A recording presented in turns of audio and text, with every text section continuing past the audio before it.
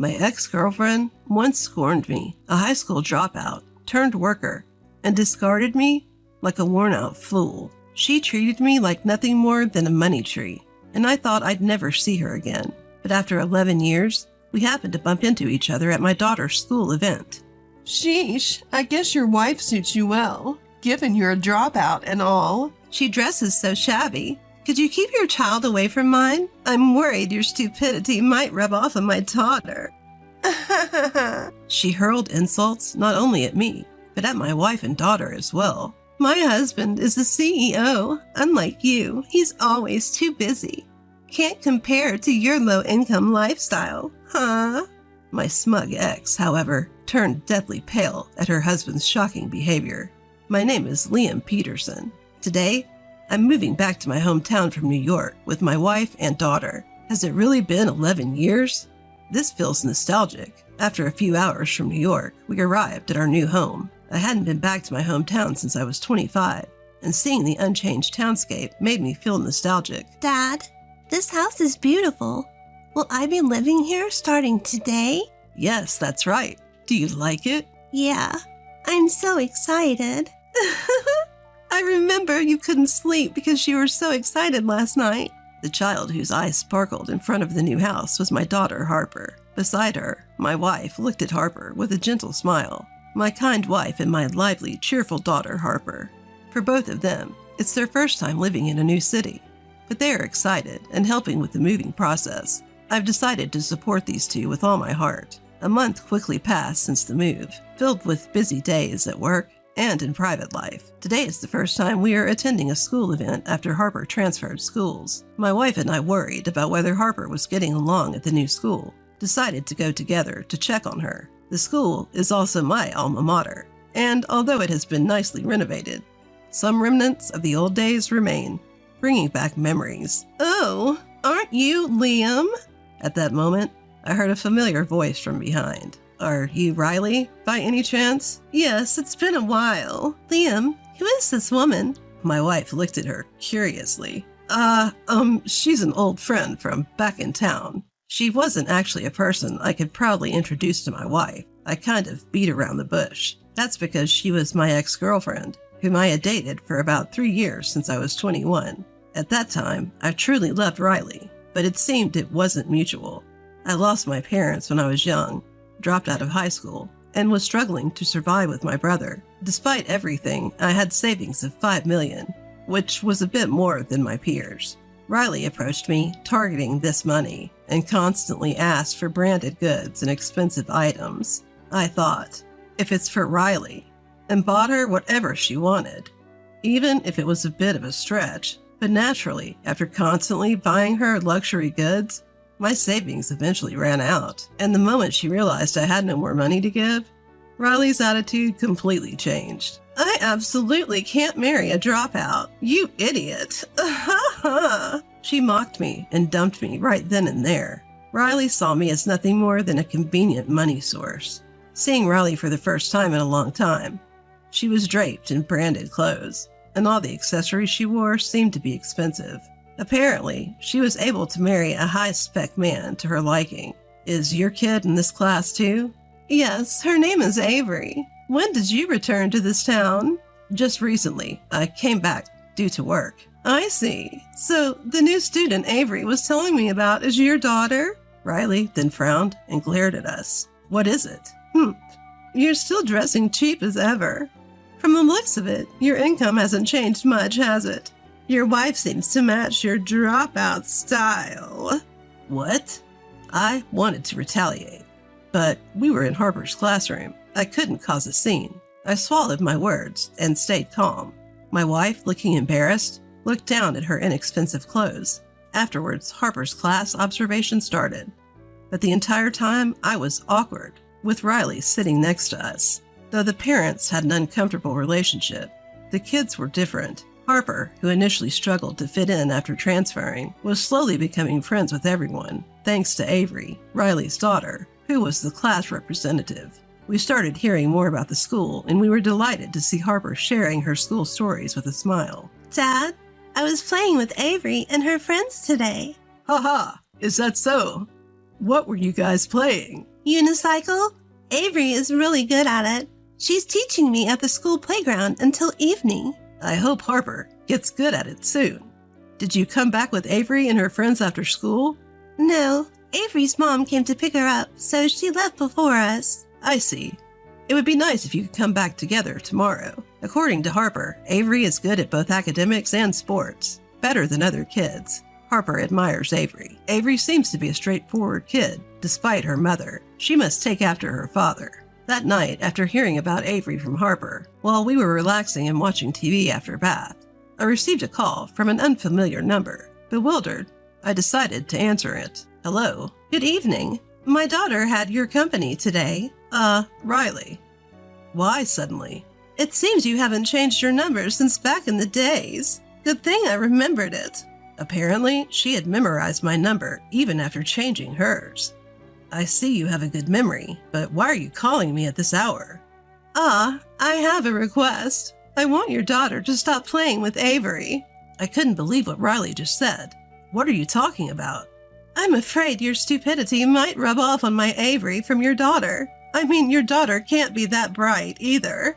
Just because I was like that doesn't mean Harper would be the same. Stop talking nonsense. I couldn't hold back my anger and retorted when she insulted my daughter. Your daughter, right? She'll eventually turn out the same. I thought you were finally gone, but here you are again, a sore sight.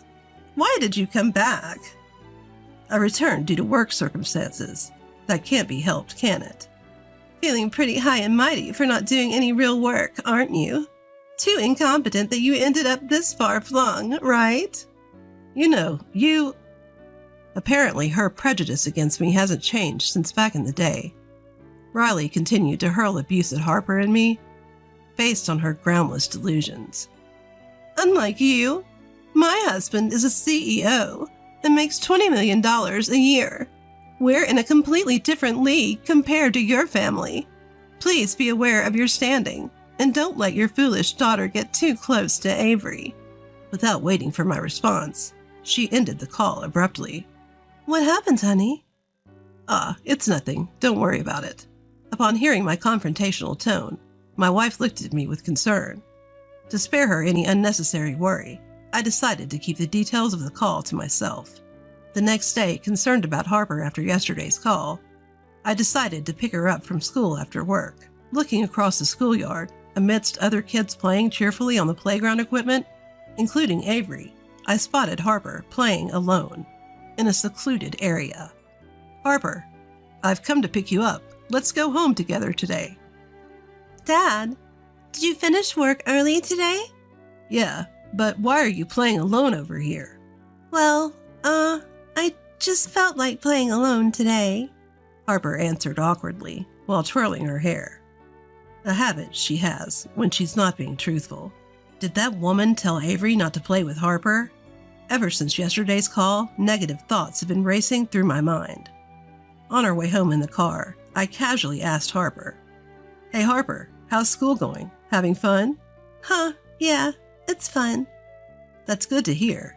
Despite her words, Harper's reply lacked energy and she looked quite lonely. At this rate, Harper could end up isolated. I decided to prepare my wife for the worst and tell her about yesterday's call and Harper's situation today.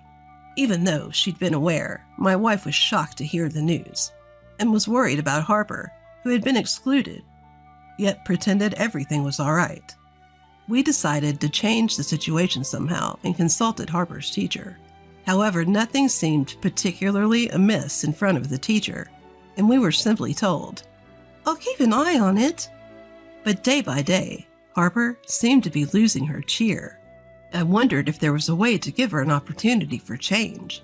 That's when I remembered the parent-child camp, organized by the school, that was taking place next weekend.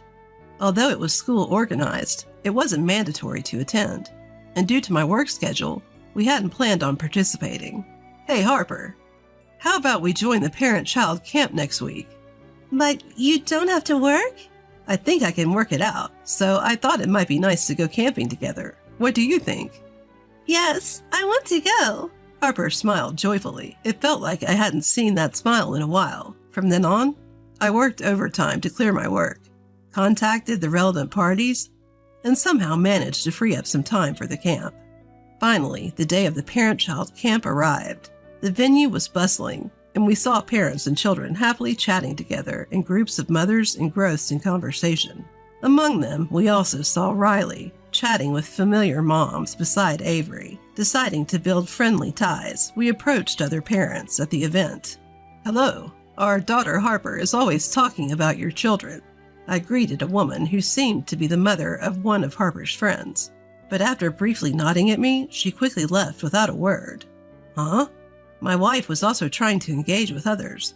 But just like with me, people quickly exited our conversation. Before we knew it, we were isolated. Suddenly, a chuckle reached our ears. We turned and found Riley smirking at us. The same people who had walked away were now gathering around Riley, sneaking glances our way. Damn, was this her doing? I was furious at Riley's subtle bullying, but this was a special family camp. We couldn't let it ruin our day. "Harper, let's start our activities. What are we making again?" Dad, weren't you listening? We're making barbecue. First, we need to start the fire. "That's right, good job. Harper, I'll go grab the materials." In my haste to get everything ready, I saw my wife and Harper laughing. Their laughter eased my worries. I'm glad you laughed. Despite the isolation, I tried my best to make sure they had fun. As the sky began to turn the color of the setting sun, we finally enjoyed our barbecue. It was refreshing and delicious to enjoy a meal we had all made together. You all seem so close. How lovely. Just then, as if on cue, Riley showed up to disrupt our peaceful moment. "What do you want?" Oh, nothing. Just admiring how leisurely unemployed people seem to be. Lucky Harper, getting to camp because of her low-income daddy. Riley's mocking was loud enough for everyone to hear. The other parents followed Riley's lead and started laughing too. The situation was unbearable. My wife clenched her jaw in frustration, while Harper looked down, on the verge of tears. "Riley, I took a day off to be here. Can you please leave us alone?" I bet your boss is thrilled to have an incompetent worker like you take the day off. You know my husband is a CEO. He's busy every single day. Surrounded by supportive parents, Riley continued to belittle us. Just then, a man walked in from the entrance of the campsite. "Sorry I'm late." Daddy! Dear, is everything okay with your work? It seemed Riley's husband had finally arrived. "Yeah, I finished it up a little early today. Is Avery having a good time?" Of course, I've been having a lovely chat with the other moms too.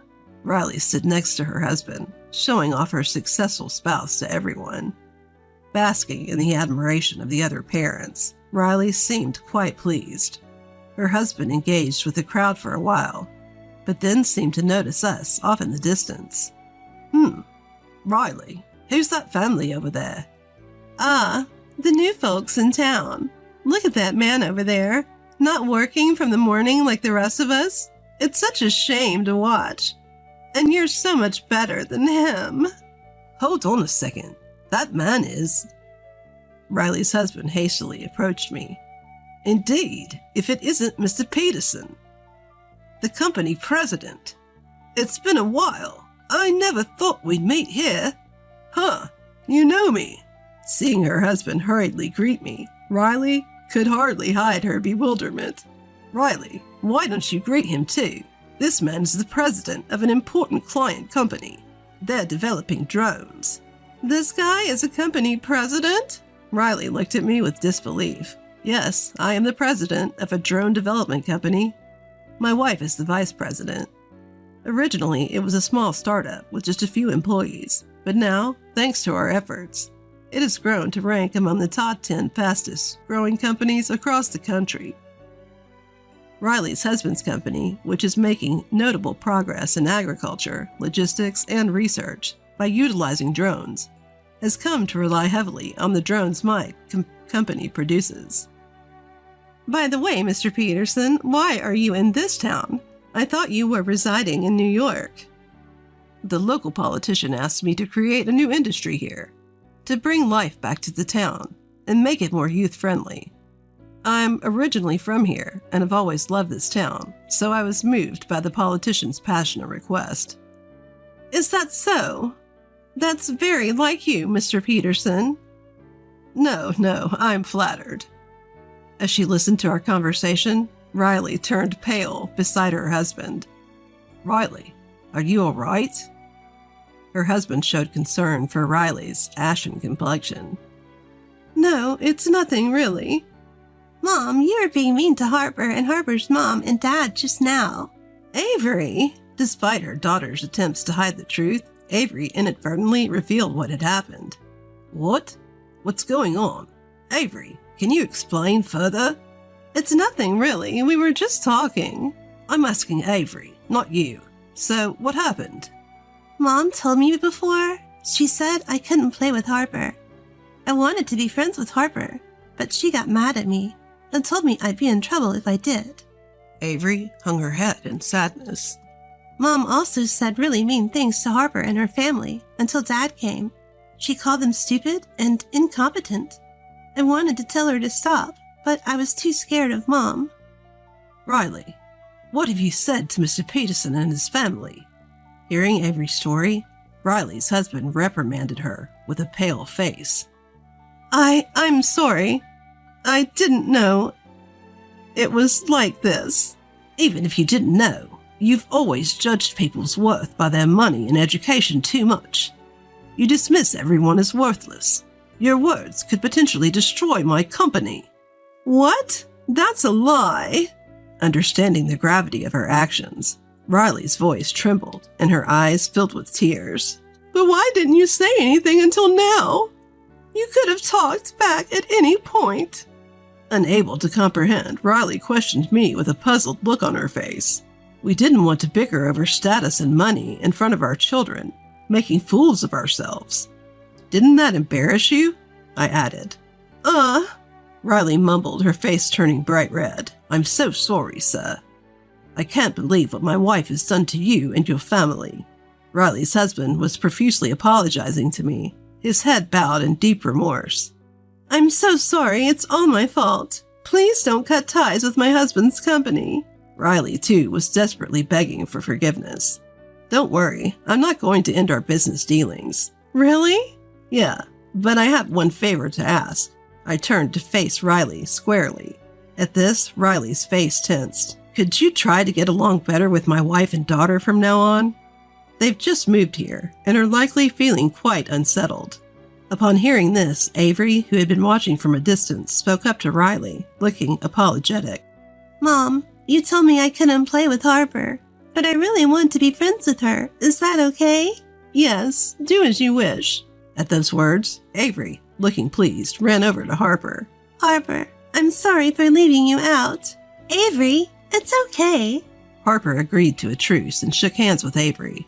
Harper, let's go play with everyone over there. The two of them held hands and ran off towards their friends, smiling all the way. I watched them, marveling at the resilience of children. Kids are amazing, even at such a young age. They have their own wills, can apologize honestly, and move forward. That's something we adults struggle with. At my words, Riley murmured. Yes, that's true. I was wrong about you. I've been judging you based on the past. You've become such a remarkable person since we parted ways. I'm sorry. Haha, so you've finally seen the light, huh? Thinking about our children and their future, I decided to forgive what Riley had said and done. I didn't want our issues as parents to affect our children's futures. After the camping trip, Riley stopped looking down on me and bragging incessantly about her husband to the other parents. Furthermore, she has begun to open up slowly but surely to my wife and Harper. Harper, who was downcast just a few days ago, is no longer ostracized, and she's back to the bright, kind child she used to be. Now, she's become Avery's best friend, leading a happy school life almost every day. Now, we feel blessed to hear Harper's sincere words about how she's happy. Will you be working late today? Yeah, I have an important meeting with a client. I replied, gathering my work documents into a bag and preparing to leave the house. Dad? Suddenly, Harper dashed to the front door, halting my attempt to open it. What's up, Harper? Did you forget something? No, that's not it. there's something I want to say. Oh, what's the formal tone all of a sudden? Well, I know I've said a lot of things before, but I think you're really cool. Dad, working so hard all the time. Thanks for always doing so much for us. With that, Harper bashfully handed me something red. Is this a good luck charm? Yeah, Avery and I made it together at her house yesterday. It's to wish you joy as you work hard every day. There were some tricky parts, but Avery's mom helped a bit. I see. Thanks, Harper. I'll treasure it. I carefully stowed the slightly awkward charm in my bag. Well then, I'm off. Okay, take care. With a smile on my lips, I cheerfully opened the front door to start another day.